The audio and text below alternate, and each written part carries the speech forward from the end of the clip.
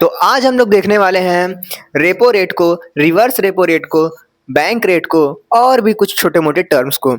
और इसके बाद कुछ मुद्रापूर्ति का वर्गीकरण जिसमें हम लोग M1 M2 करके होता है, ये सब भी देखने वाले हैं। चलिए शुरू करते हैं कहानी को। सबसे पहले हम लोग देखते हैं कि भैया आरबीआई जो होता है वो क्या करता है, वो नोटों की छपाई करता है। आरबीआई जो है वो नोटों की छपाई करता है और वो नोट भेज देता है बैंक को और बैंक पहुंचा है जनता तक। तो इस प्रकार आरबीआई से जनता तक नोट पहुंच गया। ठीक है भाई, इस पूरी कहानी को कहते हैं मुद्रा आपूर्ति। इस पूरी कहानी को कहते हैं मुद्रा आपूर्ति और इसके लिए बनाई गई नीतियों को ही कहते हैं मौद्रिक नीतियां या फिर मौद्रिक उपकरण भी कहते हैं। ठीक है, नीतिगत उपकरण कहते हैं, नीतिगत उपकरण या इसको मौद्रिक नीतियां कहते हैं। ठीक है, अभी तक हमने क्या क्या देखा, आरबीआई नोट छापा, जनता तक पहुंचा और इस पूरी कहानी से मुद्रा की आपूर्ति हुई। इसको कहा गया मुद्रा आपूर्ति और इसके लिए कुछ नीति बनाई गई, कुछ नियम बनाए गए, उसी को कहते हैं मौद्रिक नीतियां। अब हम लोग देखने वाले मौद्रिक नीतियां हैं कितने प्रकार की। मौद्रिक नीतियां दो प्रकार की हैं। असली कहानी यहीं से शुरू होगी और यहाँ तक चलने वाली है। गुणात्मक थोड़ा सा बता दूंगा। अब देखते हैं मौद्रिक नीतियों को। मौद्रिक नीतियां क्या होती हैं, दो प्रकार की होती हैं। एक तो है हमारे पास परिणात्मक और एक है गुणात्मक। परिणात्मक में हम लोग बात करने वाले हैं कुछ वैल्यू वगैरह की, है ना, कुछ परिणात्मक नीति जिसमें कि मान लो कुछ रेट वगैरह बदल दिया या फिर कुछ और रहा। मतलब जहां तक भी बात होगी इसमें सारी जो कहानी है वो चलेगी कुछ नंबर्स पर। यहाँ पर जो कहानी चलेगी वो कुछ नंबर्स पे चलेगी। तो ये हो गया गुणात्मक, मतलब कि गुणों पर आधारित। तो गुणात्मक बहुत ज्यादा नहीं पढ़ना है। गुणात्मक में हम बस यही कहेंगे कि मैंने यहाँ पे शॉर्ट में लिख दिया है, आरबीआई बोलती है बैंक को कि अच्छे से लोन देना गांव वालों को, किसानों को, एमएसएमईज को। मौद्रिक नीतियों के अंतर्गत जो आरबीआई है, यानी कि जो सारे बैंक हैं उन लोग का पप्पा जो है ना, आरबीआई ऐसा बाप है जिसके बहुत सैकड़ों बच्चे हैं। छोटे छोटे बैंक, व्यापारिक बैंक, व्यावसायिक बैंक। तो आरबीआई व्यावसायिक बैंक को कहती है कि तुम लोग लोन वगैरह जो है वो अधिक से अधिक प्रोवाइड कराने की कोशिश करो। किसको? किसानों को, गांव वालों को, एमएसएमईज जो हैं उनको। उसके अलावा एजुकेशनल पर्पस है और भी जो बहुत सारे पर्पस हैं उसके अंतर्गत व्यवसाय बढ़े, रोजगार बढ़े, उसके लिए सरकार कहती है कि जो लोन देने वाला सिस्टम है उसमें थोड़ा सा तुम ढील दिया करो। ठीक है, तो इसको कहते हैं गुणात्मक। अब आते हैं परिणात्मक पर। रेपो रेट पढ़ेंगे, रिवर्स रेपो रेट पढ़ेंगे, खुले बाजार की क्रियाओं को हम लोग देखेंगे। चलो भाई, तो शुरू करते हैं रेपो रेट को। रेपो रेट क्या है, हम लोग यहाँ पर देख सकते हैं कि जो आरबीआई है वो बहुत सारे, अभी और भी बहुत सारे बैंक हैं, है ना, बहुत सारे बैंक हैं इधर, एचसीआईसी, बहुत सारे, बैंक ऑफ बड़ौदा भी खोल ले लो। तो बहुत सारे जो बैंक हैं वो सब अपना अपना व्यापार कर रहे हैं, जनता से पैसा ले रहे हैं, उनको कम इंटरेस्ट दे रहे हैं और उनसे कोई लेने आ रहा है तो उसको देकर उससे ज़्यादा इंटरेस्ट ले रहे हैं। बीच में जो बच रहा है वो उनका पैसा हो जा रहा है। ठीक है, ये तो हमने पुरानी वीडियो में देख ही लिया है। अब हम लोग देखने वाले हैं कि यहाँ पर हम क्या करने वाले हैं। कहानी कुछ इस तरह से है कि जो एसबीआई है, मान लो हम इसी को लेकर चलते हैं। एसबीआई क्या करता है कि बिजनेस कर रहा है अपना। एसबीआई को बिजनेस करने के लिए चाहिए पैसा। वो पैसा कहाँ से आया? जनता से पैसा उसने लिया कि कहा कि तुम हमको हमारे पास तिजोरी है बड़ा सा, उस तिजोरी में तुम हमें पैसा जमा कर दो अपना, और उस पर हम तुमको 3% ब्याज देंगे। मतलब तुम हमको 100 रुपया दोगे तो हम तुमको 3 रुपया एक्स्ट्रा देंगे। जनता बड़ी खुश, आके दे दी पैसा। अब वो जो पैसा उसके पास आ गया, मार झोली भर के पैसा रख लिया। उस पैसा को उसने ऋण दे दिया, किसी को उधार दे दिया और कहा कि तुमको उधार दिए हैं, तुमको हम, उसको तो हम 3 रुपया देंगे मगर तुमसे हम 12 रुपया लेंगे, हम महीने का तुमसे 12 रुपया एक्स्ट्रा लेंगे, मान के चलो। ठीक है, 12 रुपया उससे एक्स्ट्रा लेंगे, इसको 3 रुपया देंगे, बचा कितना? बीच का जो घोलमाल हुआ वो पूरी कहानी हमारी हो जाएगी। ठीक है, हमको फायदा हो गया 9 रुपये का। परंतु जनता से पैसा लेना, उधार देना, तो जनता से थोड़ी पैसा लेंगे, और जगह से पैसा बटोरते हैं। तो ये क्या करती है कि ये बैंक अपने पापा के पास जाती है उधार लेने। ये मान लो इस तरह से है कि ये कोई टीचर है, ये पहले जो है अपने बच्चों से पैसा मांग मांग के उधार लेके बच्चों से पैसा लेके बिजनेस करता था। अब इसको इससे शांति नहीं मिली, तो ये और उत्तेजित हुआ। अब कहा पापा के पास जाएंगे। तो ये टीचर गया अपने प्रिंसिपल के पास, या फिर मान लो बच्चा था, लड़का था ही गया, टीचर अपने पापा जी के पास चला गया। ठीक है, पापा जाएगा, पापा पैसा दो। आरबीआई का ठीक है दे देंगे, मगर तुमको हम पैसा देंगे तो मान लो तुम लेकर भाग गए तब। तो आरबीआई मान तो गई कि हाँ मैं तुमको पैसा दे तो दूंगा। आरबीआई मान तो गई कि ये इसको कर्जा दे देगी, कर्जा दे देगी, मगर एसबीआई इसका पैसा मान लो लेकर भाग गया तब, व्यवसाय के चक्कर में, है ना। तो आरबीआई कहती है कि हम तुमको कर्जा देंगे, उसके बदले में तुमको अपनी कुछ सरकारी बॉन्ड वगैरह हमको दे दो। तो एसबीआई क्या किया, आरबीआई एसबीआई को कर्जा दिया, और एसबीआई आरबीआई को बदले में अपनी जो कागज है, बस उसको एक कागज थमा दिया। वो कागज क्या था, वो कागज था, मैं यहाँ पर लिखूं कैसे, अब जगहिया नहीं है, फिर भी हटाने की कोशिश करता हूँ। जीओवीटी बॉन्ड लिख देता हूँ, ठीक है, जीओवीटी बॉन्ड। जीओवीटी बॉन्ड का गचवा जो है एसबीआई अपना इसको दे दिया। अच्छा, अब जीओवीटी बॉन्ड क्या है, तो सरकार जो है अपना कुछ बॉन्ड बनाती है ना, कि लोग उसमें पैसा डालें। मतलब सरकार खुद भी एक तरीके से बैंक की तरह काम करती है कि लोगों से पैसा लेके फिर वो भी व्यापार करेगी और फिर लोगों को उसका इंटरेस्ट देगी। तो बैंक वाले क्या करते हैं, गवर्नमेंट को भी जो है पैसा दे देते हैं, ऋण। तो गवर्नमेंट को ऋण दिया तो गवर्नमेंट इनको कागज देती है कि लो ये कागज ले लो अपने पास रखो रहो, एक साल बाद आना, तुमको हम 100 रुपया जो दिए थे उसको बढ़ा के तुमको पैसा देंगे। तो वही कागजवा जो है एसबीआई वाले दे दिए आरबीआई को कि ठीक है आरबीआई तुम्हें पैसा दे दो, हम तुम्हें अपना बॉन्ड का कागज देंगे, कागज बस सुरक्षित तुम्हारे पास रहेगा, है ना। आरबीआई गवर्नमेंट बॉन्ड लिया तो, परंतु इसका फायदा थोड़ी उठाएगा, इसको बस ये चाहिए कि ठीक है एक वो बना रहे कि चलो पैसा लेके भागेगा नहीं है। तो ये जो कर्जवा दिया है ना, तो इस पर ये एक रेट लगाता है जिसको कहते हैं रिवर्स रेपो रेट। अब जो कर्जा दिया है तो कुछ तो इंटरेस्ट लगाएगा ना, कुछ तो रेट लगाएगा, तो उसी को कहते हैं, जो इंटरेस्टवा रेटवा लगाएगा तो उसी को कहते हैं रेपो रेट, रेपो रेट।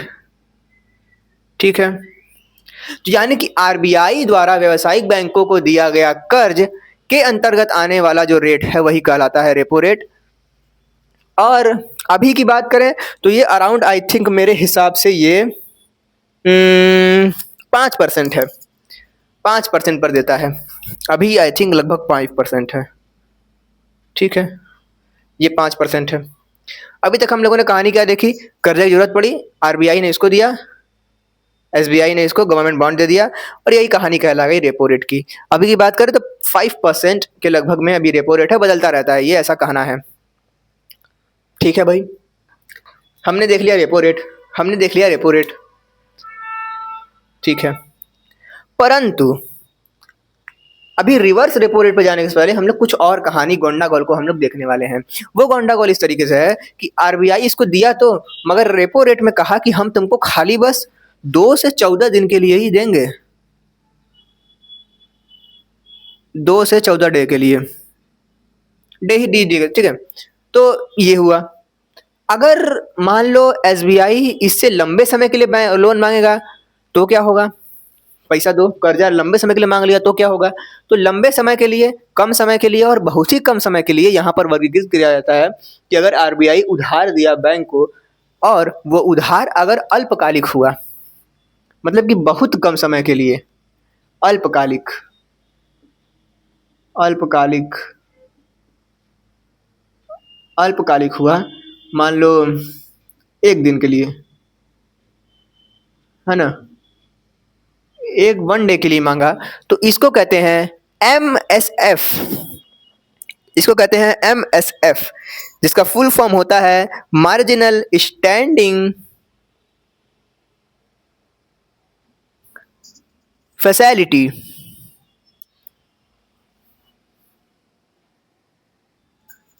तो ये हो गया हमारे पास एमएसएफ, यानी कि मार्जिनल स्टैंडिंग फैसिलिटी,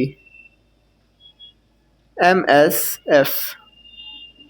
और इस पर जो बैंक है वो उधार, मतलब उसको पैसा दिया, तो जब ये दिया तो बैंक भी तो इसको कुछ इंटरेस्ट देगा।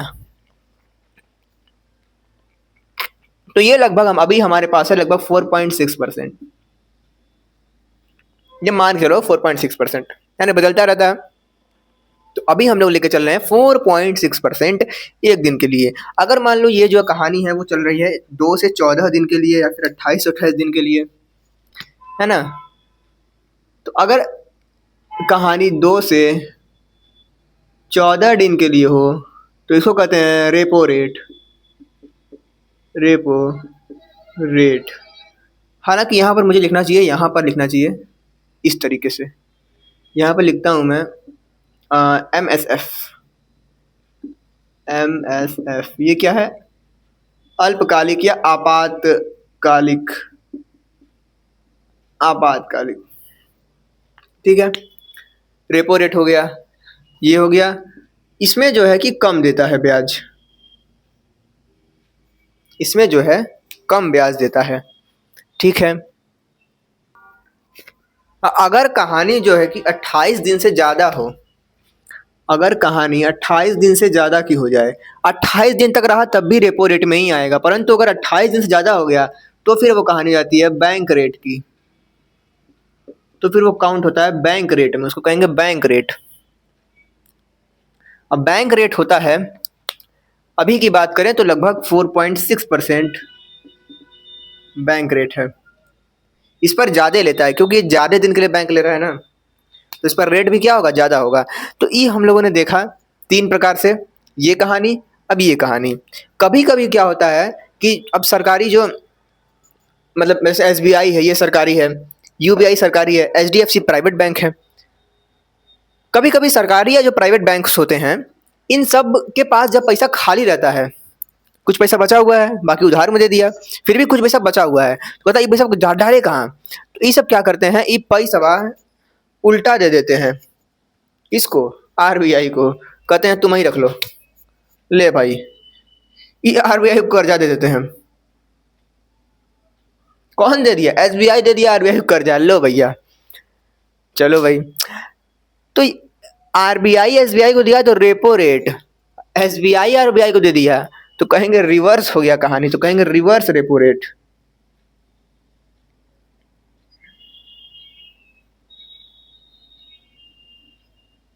Reverse repo rate.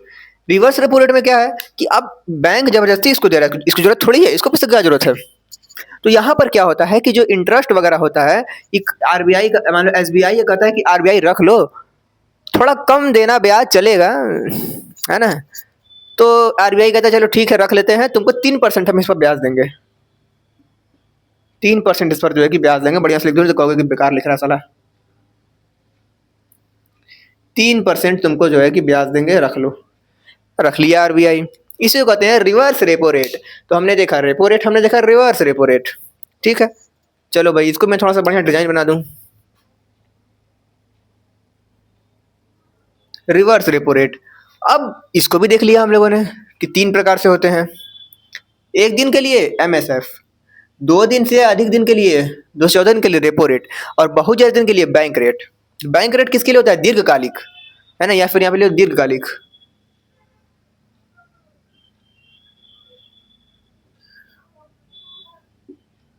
दीर्घकालिक, ठीक है भाई। अब हम लोग देखने वाले हैं इसको, रिवर्स रेपो रेट हो गया, रेपो रेट हो गया। अब देखने वाले हैं खुले बाजार की क्रियाएं।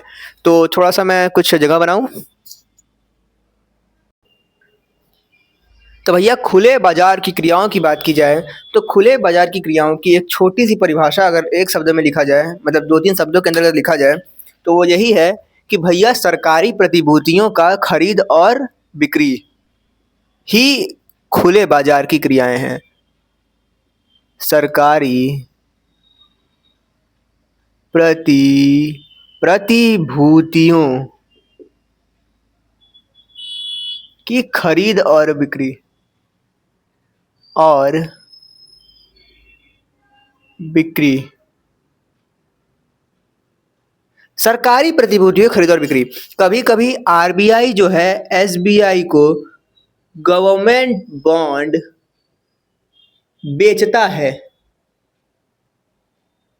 बेचता, अरे यार इतना एकदम गंदा राइटिंग बन रहा है भाई। बेचता है।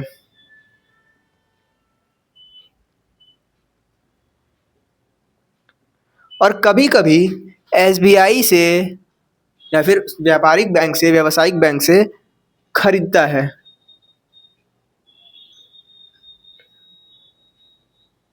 क्या? जीओवीटी बॉन्ड। ठीक है, इसी को कहते हैं खुले बाजार की क्रियाएं।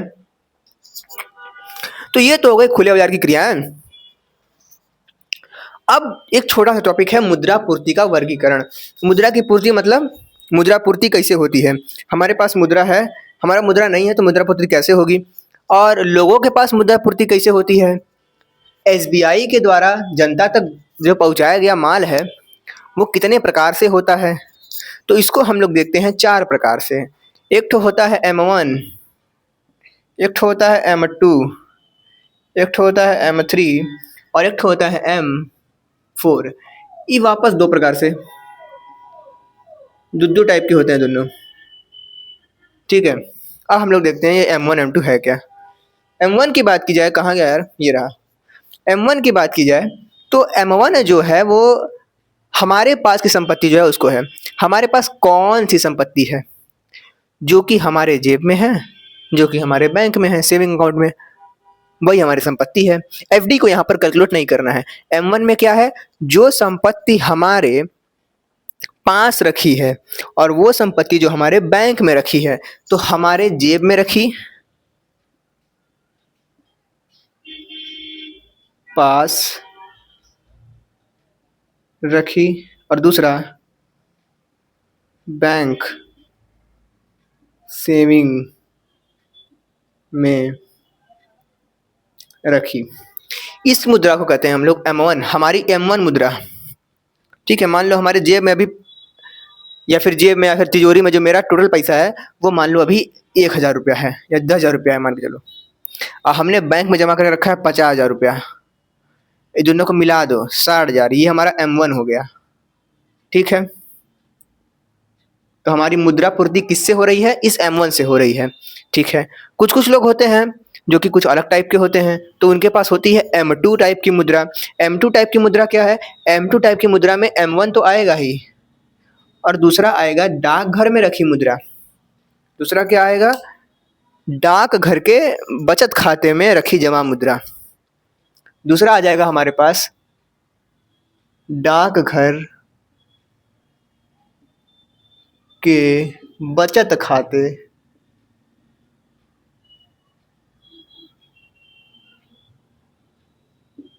की जमा मुद्रा।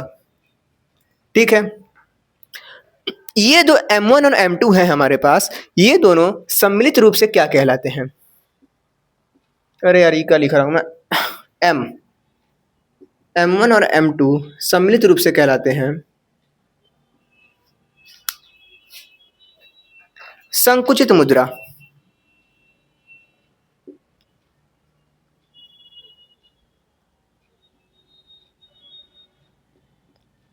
और M3 M4 क्या है? M3 M4 की बात करें तो M3 में M1 आता है और हमारे पास जो FD का पैसा है वह ले लो। तो M3 देखा जाए तो M1 और FD का पैसा। मेरे पास M1 कितना निकल कर आया था? 60,000 रुपया। और मान लो मैंने फिक्स डिपॉजिट बैंक में करवा के रखा है 2 लाख का, 2 लाख, तो 2,60,000 रुपया हमारे पास M3 हो जाएगा। ठीक है, अब बात करते हैं M4 की। तो M4 में सब पैसा आ गया।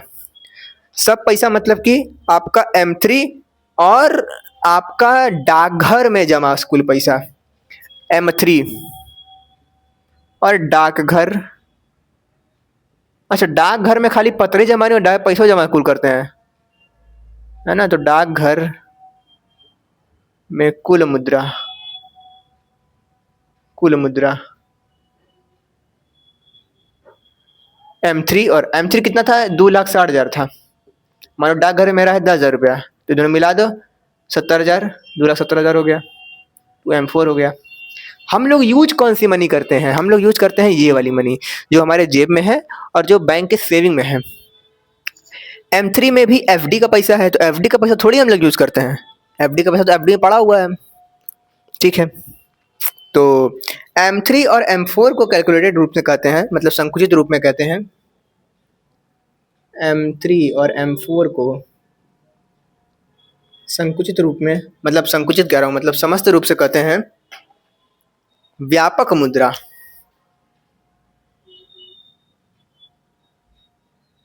व्यापक मुद्रा। ये हो गई हमारी आज की कहानी भैया। Repo rate, reverse repo rate को हम लोग ने रिवाइज किया और खुले बाजार की क्रियाएं को देखा और कहानी हमारी खत्म हो गई। अब कुछ चीज़ों को हम लोग देखने वाले हैं। जस्ट सपोज मैं कहाँ लिखूँ, जगह ये नहीं है जी। जगह बना लेता हूँ थोड़ा सा। मान लो इधर जगह बना लेता मैंने। मान लो अगर रेट, जो रेट है रिवर्स रेपो रेट, मान लो कोई रेट है रेपो रेट। रेपो रेट जो है आरबीआई बढ़ा दिया, कहा कि नहीं हमको 6% देना है, मतलब कि हम तुमको पैसा देंगे। आरबीआई एसबीआई को पैसा देगा, एसबीआई को 6% का ब्याज ला के देगा। तो एसबीआई क्या करेगा? एसबीआई कहेगा कि हम भाड़ में जाओ, एसबीआई से अरे यार, अल्लाह अकबर शुरू हो गया, थोड़ा खत्म होने जाओ इसको। हाँ भैया, तो अगर आरबीआई रेट बढ़ा दे तो एसबीआई जो है इससे पैसा कम लेगी, क्योंकि इसको ज़्यादा घाटा, अब मान लो 5 से 6% होगा तो इसको 6% देना पड़ेगा ना। पहले तो 5% देना पड़ता था, अब 6% देना पड़ रहा है। तो 6% देना पड़ रहा है तो बैंक से जो है कि लोन लेना, मतलब इससे लोन लेना कम कर देगी आरबीआई से। तो बैंक के पास पैसा क्या हो जाएगा? बैंक के पास इससे अगर रेट को बढ़ जाए तो बैंक के पास पैसा घटेगा।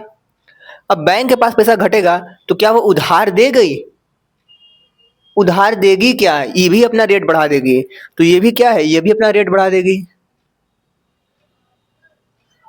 कहेगी ऋण लेने आओगे तो तुमको हम 20% का जो है टैक्स लेंगे, मतलब रेट लेंगे, ब्याज लेंगे, मतलब इंटरेस्ट लेंगे। तो लोग वो ऋण लेने जाएंगे, उसके पास नहीं जाएंगे। तो बाजार में मुद्रा क्या है? ऋण क्या होगा? पहले ऋण देख लेते हैं। ऋण क्या होगा? कम लोग लेंगे। तो बाजार में मुद्रा, मुद्रा यानी कि एक तरीके से तरलता, मैं कहना चाहता हूँ तरलता। तो लोगों के हाथ में तरलता कम हो जाएगी, और तरलता कम होगी तो हम ये कह सकते हैं कि महंगाई भी कम हो जाएगी। मतलब आरबीआई एक एक्शन लिया और पूरी महंगाई को कम कर दिया। आरबीआई के एक एक्शन लेने पर पूरी महंगाई बढ़ जाती है। अच्छा, अगर आरबीआई कहे कि ठीक है 5 की जगह 2% लेंगे, तो एसबीआई वाले कहेंगे अरे पैसा डालो भैया, उससे सॉरी पैसा उससे लो, तुरंत पैसा ले लो उससे, 2% पर पैसा दे रहा है ना। मतलब कि 100 रुपया में खाली 2 रुपया देना पड़ेगा उसको एक्स्ट्रा, तो फटाक पैसा ले लेगी। तो बैंक के पास पैसा बढ़ जाएगा, तो बैंक के पास पैसा बढ़ेगा तो वो खचाखच सबको ऋण देगी। अब खचाखच सबको जब वो ऋण देना शुरू कर देगी तो लोग भी ऋण देना शुरू कर देंगे, और जब लोगों के पास ऋण लेना शुरू करेंगे, उनके पास पैसा आ जाएगा, तो वो उस पैसे को लेके जाएंगे कहीं दुकान पे सामान लेने के लिए। वो कहेगा 150 रुपये का है, तो वो बिना किसी बार्गेनिंग वगैरह किए, बिना किसी कटौती के 150 दे देंगे। तो वो दुकानदार सोचेगा कि अरे साला 150 मिल रहा है, तब क्या दिक्कत, 180 कर देते हैं। तो 180 भी मांगे, मान लो दूसरे बार वो लेने आया तो 180 बोल दिया, 180 उसको मिल गया। अब कहा 200 कर देंगे, तो 200 मांगा, 200 भी दे दिया। क्यों दे दिया? क्योंकि मेरे पास तो लोन का पैसा है भैया। चलो भाई, अच्छी बात है। ऐसे ही 100 मान लो 100 दुकान थे, 100 के 100 200 में बेचने लगे। पहले 150 का सामान था, 200। क्यों 200? क्योंकि मिल रहा है पैसा, तो बढ़ा दो दाम। और लोग भी पैसा दे दे रहे हैं, 200 फेंक दे रहे हैं, हमारे पास लोन है। तो अब क्या हुई? मूल्य बढ़ गया, तो मुद्रास्फीति भी, महंगाई भी बढ़ गई। तो उससे क्या होता है? महंगाई बढ़ जाती है। और अभी क्या हुआ? तरलता घटी और महंगाई क्या हो गई? घट गई। महंगाई घट गई। क्या गिरा? महंगाई घट गई। महंगाई घट गई। चलो भाई, मिलते हैं नेक्स्ट वीडियो में।